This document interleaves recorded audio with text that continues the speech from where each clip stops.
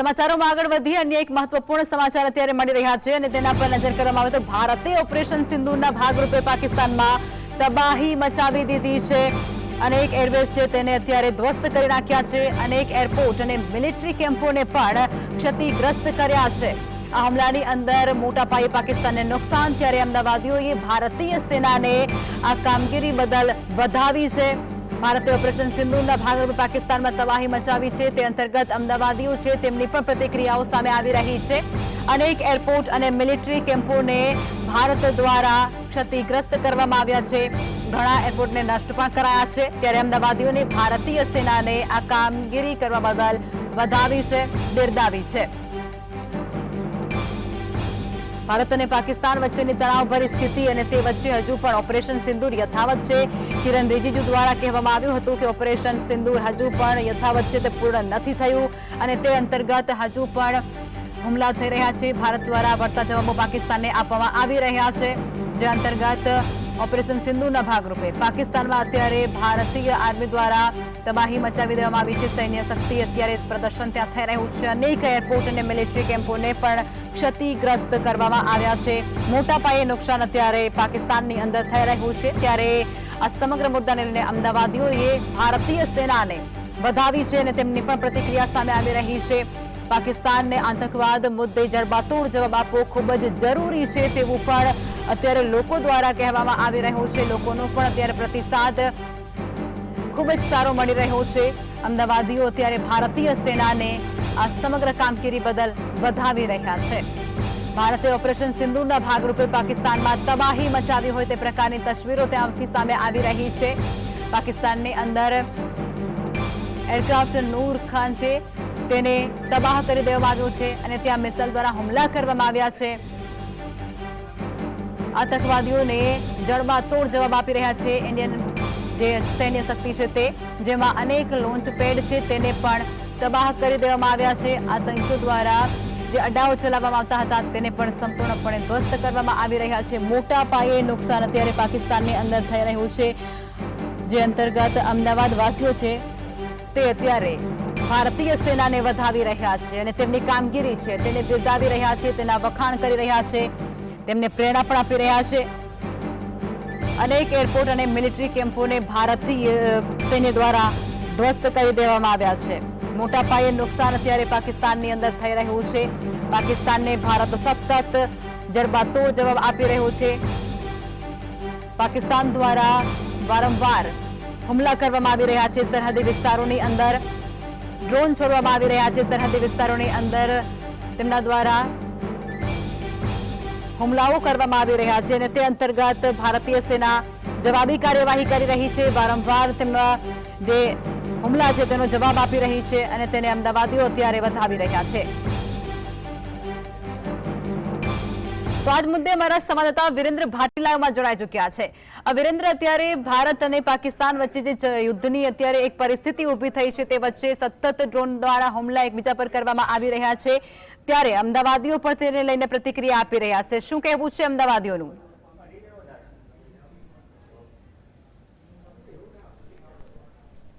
બિલકુલથી લખમાં કે જે ભારત પાકિસ્તાન વચ્ચે જે તણાવભરી સ્થિતિ છે ને તેની અંદર જે નાપાક જે પાકિસ્તાન છે તેના દ્વારા મોડી રાત્રિ હોય કે વહેલી સવારે હોય સીઝ ફાયર કરીને જે સીઝ ફાયરનું છે તે ઉલ્લંઘન કરવામાં આવી રહ્યું છે। તેની સાથે સાથે જો વાત કરવામાં આવે તો પાકિસ્તાન દ્વારા જે ડ્રોન ઉડાડવામાં આવી રહ્યા છે તેની અંદર કચ્છ બોર્ડરથી લઈને બનાસકાંઠા સુધીનો જે પટ્ટો છે કે રાજસ્થાન હોય, જેસલમેર હોય, પઠાનકોટ હોય કે જમ્મુ કાશ્મીર હોય કે શ્રીનગર હોય, તમામ જગ્યાઓ ઉપર પાકિસ્તાન દ્વારા સીઝ ફાયરનું ઉલ્લંઘન, તેની સાથે સાથે ડ્રોન હુમલા કરવામાં આવી રહ્યા છે ને ડ્રોન હુમલાની અંદર જે તેમના દ્વારા હુમલા થતા હોય છે ને તેને ભારતીય સેના દ્વારા જવાબ આપવામાં આવી રહ્યો છે ને તેને નાકામ કરવામાં આવી રહ્યા છે। હાલ જીએસટીવીની ટીમ લખમાં અમદાવાદના કૃષ્ણનગર ખાતે ઉપસ્થિત છે ને તેની અંદર જે સ્થાનિક લોકો છે તેમની પ્રતિક્રિયા લેવામાં આવી રહી છે। સ્થાનિક છે તેમની સાથે ચર્ચા કરીશું કે જે પાકિસ્તાન દ્વારા સીઝ ફાયરનું ઉલ્લંઘન કરવામાં આવી રહ્યું છે ને તેની સાથે સાથે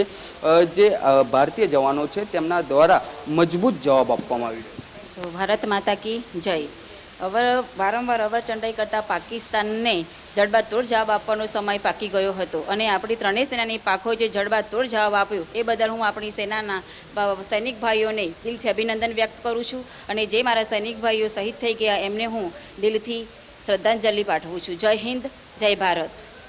બિલકુલથી શ્રદ્ધાંજલિ પાઠવવામાં આવી રહી છે. ભારતીય સેના દ્વારા મજબૂત જવાબ આપવામાં આવી રહ્યો છે. અન્ય એક મહિલા છે, તેમની સાથે પણ ચર્ચા કરવી છે કે જે સીઝફાયરનું ઉલ્લંઘન મોડી રાત્રે પાકિસ્તાન દ્વારા લોકો ઉપર હુમલા કરવા, તેની સાથે સાથે કચ્છ બોર્ડર ઉપર ડ્રોન ઉડતા જોવા મળી રહ્યા છે, પરંતુ ભારતીય સેના તેને કડક શબ્દોમાં વખેડી રહી છે અને તેની સાથે સાથે મજબૂત જવાબ આપી રહી છે. બિલકુલથી તો જે તમામ સેના દ્વારા જે જવાબ આપવામાં આવી રહ્યો છે તે મુજબ જોવા જઈએ તો જે પ્રકારનું ઉલ્લંઘન કરવામાં આવી રહ્યું છે અને તેની સાથે સાથે પાકિસ્તાનની અંદર જે ભારતીય સેનાએ હુમલો કર્યો અને પાકિસ્તાનના જે આતંકીઓ હતા તેમની જે જનાજો નીકળ્યો ને તેની અંદર પાકિસ્તાની સેના જોવા મળી હતી, તે મુદ્દે આપનો કેવા પ્રકારની પ્રતિક્રિયા? વારંવાર અવરચંડાઈ કરતા પાકિસ્તાન સૌથી પહેલાં પુલવામા હુમલો કર્યો, એના પછી પહેલગામ હુમલો કર્યો, એટલે આપણું મનોબળ તોડવા માટેના વારંવાર પ્રયાસો થઈ રહ્યા હતા, પણ આપણી સેનાના ત્રણેય પાંખના વડાઓ અને આપણું સૈન્ય એટલું મજબૂત હતું કે એ લોકોએ આ વખતે એમના પર સીધું એટેક જ કરી અને એમને જડબાતોડ જવાબ આપ્યો છે. હું સેનાના ત્રણેય પાંખના વડાઓને અને આપણા સૈન્યને અભિનંદન પાઠવું છું અને એમની કામગીરીને બિરદાવું છું અને સાથે સાથે જે શહીદો આપણા સૈનિકો શહીદ થયા છે એમને હું શ્રદ્ધાંજલિ પણ પાઠવું છું.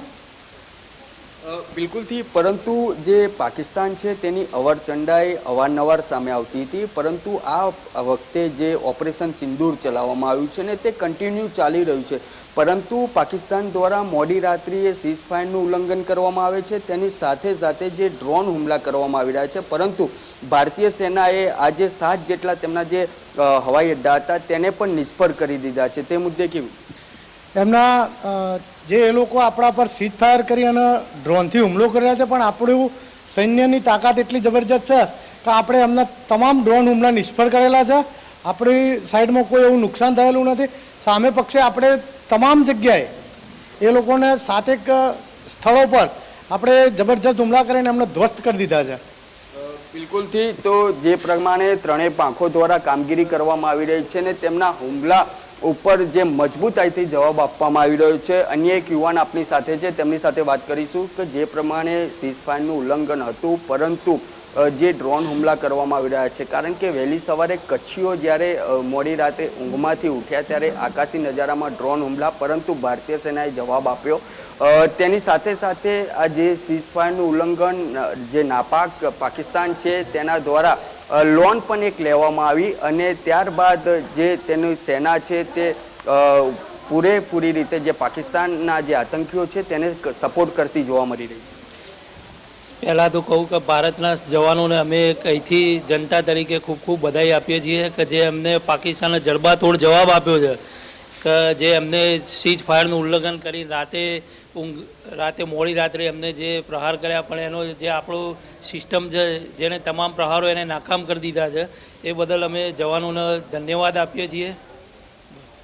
બિલકુલથી જવાનોને ધન્યવાદ આપવામાં આવી રહ્યો છે. તેની સાથે સાથે જો વાત કરવામાં આવે તો આ જે યુદ્ધની જે તણાવભરી સ્થિતિ જોવા મળી રહી છે ને 1971ની યાદ અપાવતી હોય તેવું લાગી રહ્યું છે, કારણ કે 1971ની અંદર પણ આ જ પ્રકારની પરિસ્થિતિ હતી ને ભારતીય સેના દ્વારા મજબૂતાઈથી જવાબ આપવામાં આવ્યો હતો. જી જરૂર છે, કારણ કે દર વખતે જો પાકિસ્તાન આવી રીતે અરજંડાઈ કરતું હોય તો ભારતે આ પ્રમાણે જડબાતોડ જવાબ આપવો જોઈએ. દર વખતે આવી હરકતો સાંખી ના લેવાય, એટલે ભારતીય જે સેના છે એને મજબૂત રીતે જડબાતોડ જવાબ આપ્યો છે એ ખરેખર બિરદાવવા લાયક છે. બિલકુલથી, તેની સાથે સાથે જો વાત કરવામાં આવે તો તેના દ્વારા જે પ્રમાણેની કામગીરી કરવામાં આવતી હતી, મોડી રાત્રે હાઈ સ્પીડ મિસાઇલો પણ છોડવામાં આવી હતી, પરંતુ ભારતીય સેનાએ તેને તોડી પાડી છે ને તેની સાથે સાથે સુદર્શન ચક્ર જે છે તે ખૂબ જ મજબૂતાઈથી કામગીરી કરી રહી છે. હા, જે જરૂરી છે, ખરેખર ભારતીય સેનાને એક પ્રશંસનીય કામગીરી કરી છે અને જે એનાથી દરેક ભારતીય જે નાગરિક છે એમને ખૂબ જુસ્સો પણ મળ્યો છે અને એ જ જુસ્સાથી દરેક ભારતીય નાગરિક ભારતીય સેનાને એટલો જ જુસ્સાથી બિરદાવે છે કે તમે આગળ રહો, અમે પૂરેપૂરી ભારતીય જનતા બધી એમની સાથે છે. બિલકુલથી તો જે દેશવાસીઓ છે તે ભારતીય સેના સાથે છે ને તેની સાથે સાથે જો વાત કરવામાં આવે લખમાં તો મોડી રાત્રે જે રીતના સીઝ ફાયરનું ઉલ્લંઘન કરવામાં આવ્યું તેની સાથે સાથે પાકિસ્તાન દ્વારા જે હાઈ સ્પીડ મિસાઇલો છોડવામાં આવી, કચ્છ ભુજ બાજુ જે ડ્રોન ઉડાડવામાં આવ્યા અને તે ડ્રોનને પણ જે ભારતીય સેના છે, BSF છે તેના દ્વારા તોડી પાડવામાં આવ્યા હતા. પરંતુ અવારનવાર આ પ્રકારની અવરચંડાઈ કરવામાં આવતી હતી, પરંતુ આ વખતે જે ભારતીય સેના છે તે તેને સાંખી લેવાના મૂડમાં નથી ને પૂરેપૂરી રીતે મજબૂતાઈથી આજ અને જે ઓપરેશન સિંદૂર ચલાવવામાં આવી રહ્યું છે તે ઓપરેશન સિંદૂરની અંદર મજબૂતાઈથી ભારતીય સેના દ્વારા જવાબ આપવામાં આવી રહ્યો છે. લખમાં જી વિરેન્દ્ર, આપ જોડાયા તે બદલ આપનો આભાર.